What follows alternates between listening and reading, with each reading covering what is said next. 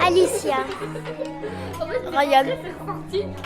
Oh la rigolote. Kélia. Louane. Paul. Candy. Théo. Adrien. Lorenzo. Iris. Poil de lièvre. Ces enfants, ils sont magnifiques. Bien, ils sont. Il n'y en a pas un qui a bougé. Vous vous rendez compte? Ils ont écouté. Et vous êtes formidables, les enfants.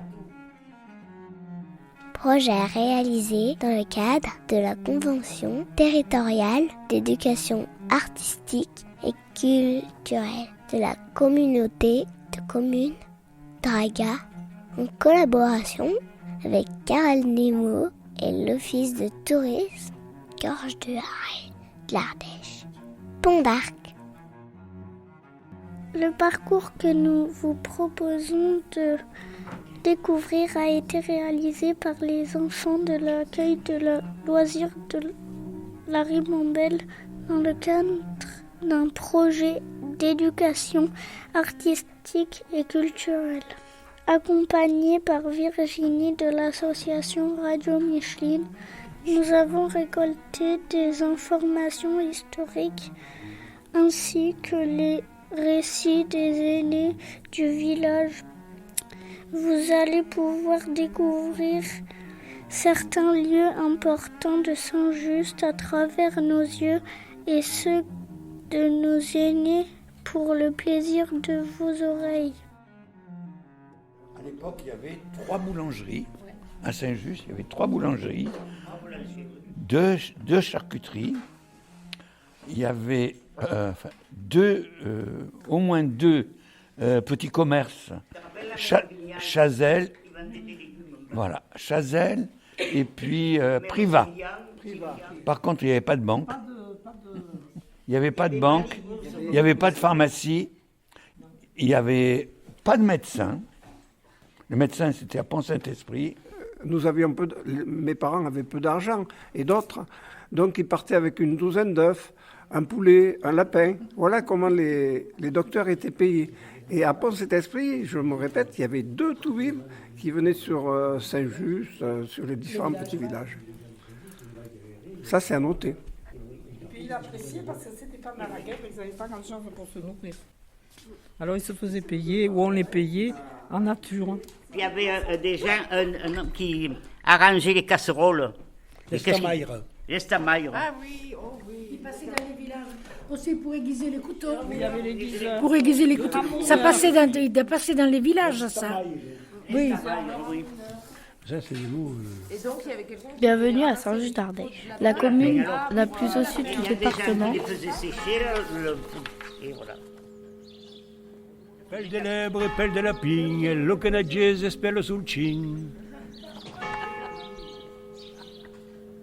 À l'époque de l'Antiquité romaine, Saint-Just s'appelait Lagernat. C'est au IVe siècle que la commune prendra le nom de Saint-Just, car un évêque est venu de Lyon. L'appellation d'Ardèche sera rajoutée en 2011.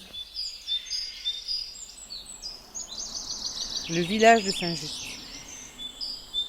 Alors, qu'est-ce que c'est qu'un bourg castral ou un castrum?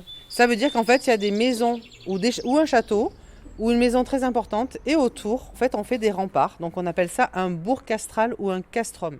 Quand vous entendez ça, ça veut dire qu'il y a forcément une maison très importante, de gens très riches, ou qu'il y a un château. La vraie richesse au Moyen-Âge, c'était d'avoir des terres. C'était les évêques qui avaient les terres. C'était les plus grands seigneurs en fait de notre territoire et ils étaient très très riches. Voilà, ils avaient des terres du Vercors. Donc le Vercors, c'est les grandes montagnes qui sont de l'autre côté, jusqu'à l'Auvergne qui est complètement de l'autre côté. Donc vous imaginez un petit peu toutes les terres qu'ils avaient. Donc retenez bien ça, on a tous envie de voir des belles histoires avec des beaux chevaliers sur leurs chevaux, en train de traîner des beaux diamants partout, mais non. Ceux qui étaient riches, c'était les moines qui faisaient du fromage. Alors pour ceux qui connaissent, vous aviez le pont cassé qui rejoignait le virage, vous avez les guinguettes là, et donc du pont cassé, ça rejoignait la 86, enfin l'ex-nationale 86, et tout a été embarqué, tout a été pris par le flot. Mais il y a eu différentes trucs comme ça. Moi je me souviens quand j'étais au lycée, on apprenait que l'Ardèche, toute proportion gardée, avait des crues comparables à l'Amazone quand même. Ils ont enlevé les piles effondrées qui étaient après, donc parce qu'ils disaient qu'il y avait des ferrailles, c'était dangereux.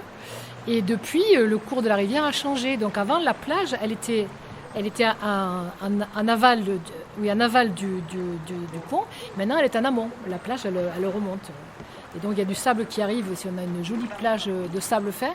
Mais le cours de la rivière a changé en enlevant cette pile effondrée. Les ponts, jusqu'au 19e siècle, donc c'est pas si vieux que ça, hein, eh bien, c'était très compliqué. Ils ne tenaient pas parce qu'entre le Rhône, qui était très, très, très fougueux, et l'Ardèche, qui était aussi très, très fougueuse, vous avez vu quand elle monte, hein, c'est un pont du 18e siècle. Il a été fini, mais il a duré 10 ans, je crois. Comme le pont avant de Saint-Martin, avant qu'il y ait le pont suspendu, il y avait un pont, pareil, qui était comme celui de Saint-Just. Il a tenu 10 ans. C'est pas beaucoup pour un pont, hein. Et ensuite, ils en avaient un petit peu ras-le-bol que ces ponts ils soient toujours détruits. Donc c'est là qu'on a inventé les ponts suspendus, donc avec des câbles qui tiennent les ponts. Ça veut dire que même si les piliers s'en vont dessous, le pont ne s'écroule pas. Et ça a été inventé par des Ardéchois. Et il porte un nom, c'est les frères Seguin. Comme le montre la carte, avant et après, la population a fortement augmenté de 1950 à aujourd'hui, passant d'environ 800 habitants à plus de 1700. Je suis venu habiter à Saint-Just en 68. Ça fait un moment quand même. Et là, j'ai connu une population très intéressante. Parce que les gens à Saint-Just, c'est pas que je vais me flatter de mes collègues, mais c'est vraiment un village très, très passionnant parce que tout le monde s'entend. En principe, les gens vivent bien en communauté dans ces petits villages comme ça. C'est sympathique. Voilà. Moi, si je suis arrivé dans la région, en venant des Cévennes, c'est effectivement pour trouver du bon boulot. Parce que là-bas, chez nous, il y avait des usines, mais c'était pas très bien payé, et puis l'avenir n'était pas évident. Donc, comme beaucoup, on est arrivé ici. Nous sommes des immigrés, mais de pas très loin. Mais disons qu'on a fait ce que est Saint-Just, Pierre-Latte et compagnie. Parce qu'à Saint-Just, quand je suis arrivé ici, même encore, c'était donc en 68, eh bien, il y avait 770 habitants. Donc le fait, l'eau arrivait juste, c'est qu'il y avait des paysans ici qui avaient des terrains avec beaucoup d'activités, et il y avait des gens de la montagne ardéchoise, ou même de la Lozère, qui descendaient ici. Alors c'était souvent des garçons célibataires, et ils se mariaient avec la fille de la maison. Il y avait de la vigne sur les hauteurs, et puis les terres qu'on appelle les terres de Mélinas et la plaine surtout, eh bien c'était des terres où on cultivait de la luzerne, parce qu'il y avait des chevaux, et la nourriture de chevaux c'était le foin. Alors on coupait la luzerne au moins 3 fois par saison.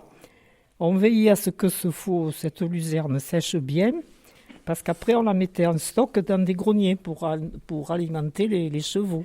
Et quand il n'y a plus de chevaux, parce que entre 55 et 60, 1955 et 1960, il y a eu de moins en moins de chevaux. Ils ont disparu petit à petit, parce qu'on les a remplacés par des tracteurs. Et on a cultivé autre chose dans ces terres.